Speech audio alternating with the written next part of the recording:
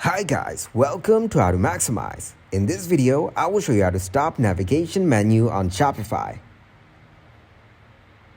First of all, open up the Shopify app. Now go to Online Store from the left side dashboard.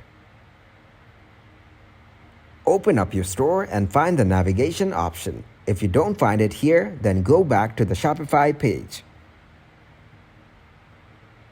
Tap on Online Store and go into its navigation option.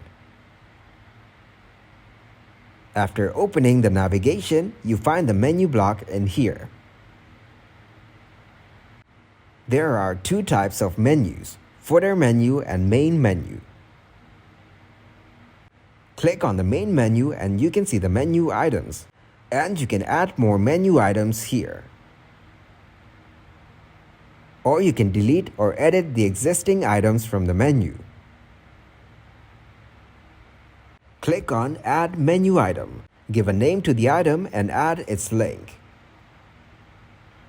Then you can see your item in the menu and on your online store.